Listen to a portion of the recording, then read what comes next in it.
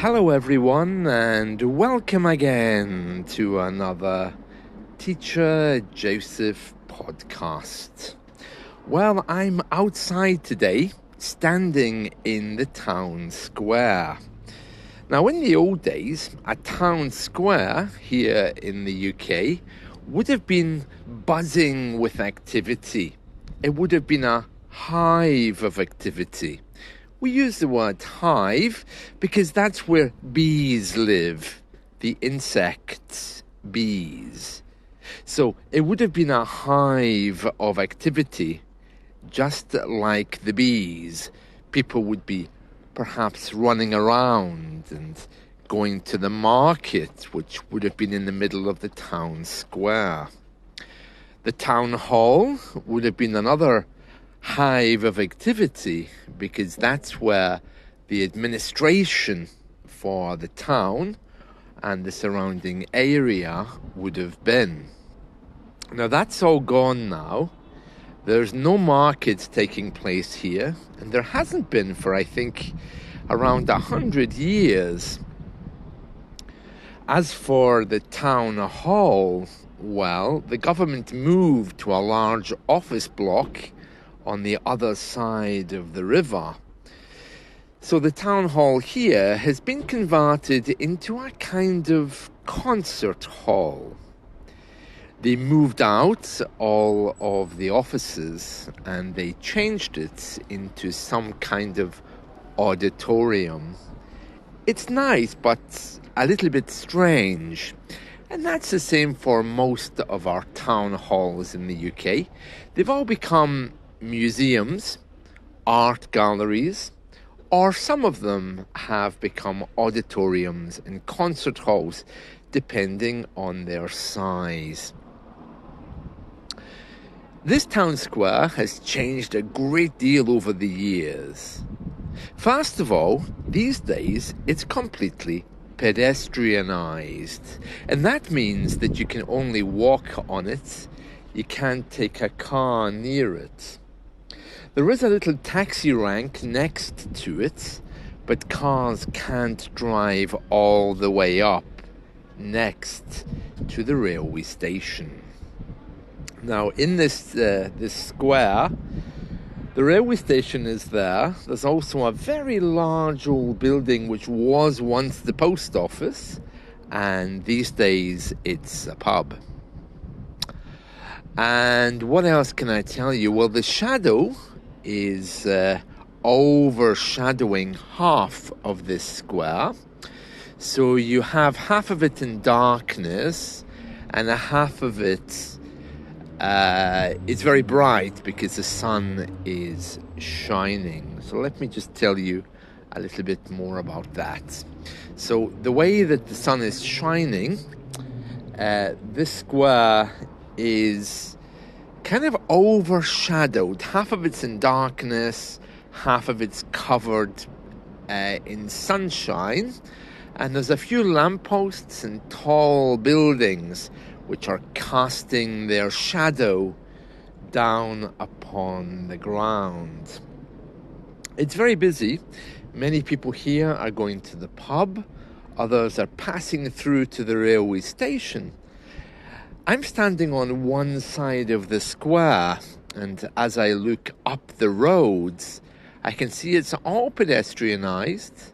Some people are smartly dressed today, and I would guess they're going to the church because today marks the beginning of the week before Easter.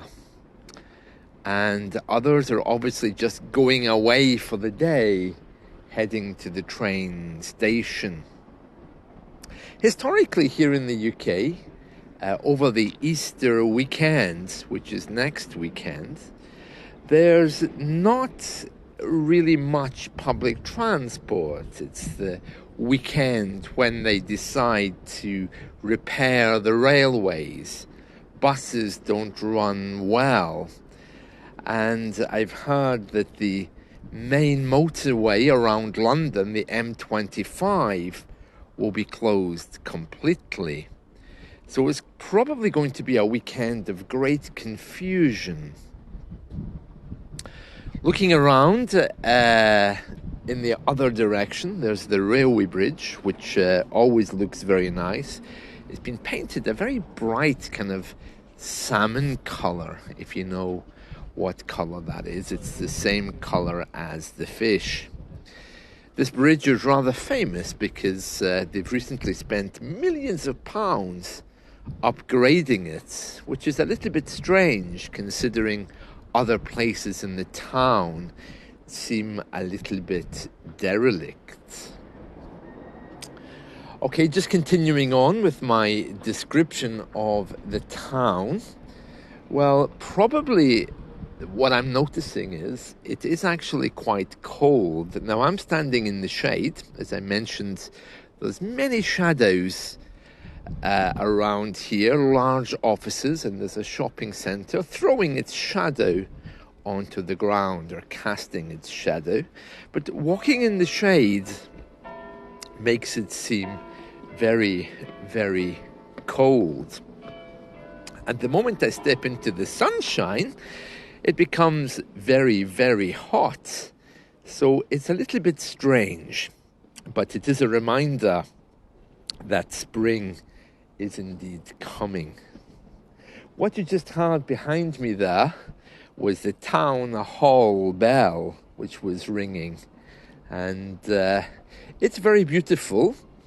It has a large town hall, and in the old days, that bell used to ring every hour. But these days, of course, it doesn't, because it disturbs people. And in these days of political correctness, even many of the churches now are very afraid to ring their bell in case somebody complains. Now, I'm just to the side of the square now, and I'm noticing 1, 2, 3, 4 pubs, a bank, an estate agent, and a little Italian cafe, which looks like it has a delicious breakfast. I might revisit that later.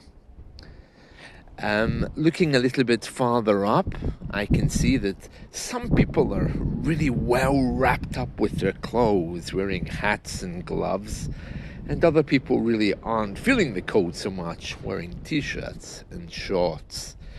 I guess that's all about whether they're going to the pub or not, because when you drink alcohol, of course, you begin to feel warmer. To be honest with you, the way this place looks, it kind of reminds me of a winter's day in Spain. There's some young people sitting on the floor, playing with their telephones or maybe messaging their friends. And there's others who are just enjoying the day, chatting with their friends. There's a real kind of social atmosphere here, but it is still very, very cold. That and the mixture of coffee shops, some of which look Mediterranean, really does make it feel rather European. Now, clearly a train has just arrived, because there's many people coming out of the train station. Some of them are well dressed, some of them aren't. Some of them are getting into taxis, some of them aren't. Some of them are looking very relaxed, and some of them seem to be in a little bit of a hurry. Overall, though, it's Sunday, and on Sunday, everyone feels just, well, a little bit more relaxed. Looking up at the sky, I can see some of these buildings are very beautiful architecturally. And that's something that you might miss if you just spend your time looking at the floor. There's a pub here with 2 big Roman pillars. And there's another with Roman-style balconies and window frames as well. These are just very Victorian. They're not actually so old. It is a fashion here in some parts of the UK to decorate things in a Roman style. In the cemeteries here, quite often you will see monuments which look like Roman pillars built up, but the top part is always broken. It looks like it's been sliced off, so it's a Roman pillar, but the top part looks rough and damaged. It looks like someone's cut it deliberately. When I was a little boy, I remember asking my parents, why are all these memorials broken in the cemetery? And my parents told me, oh, they're not broken. They're designed that way to show that the pillars of Rome have fallen. It was some big statement about democracy, about freedom, and about religion. Well, I'm going to go and take a train now because I'm going to the city centre and I might take a little cake or something suitable on the way. So whatever you're doing today, I hope you enjoy it and stay warm because it's not quite so hot here despite the sunshine. See you all. Take care. Bye.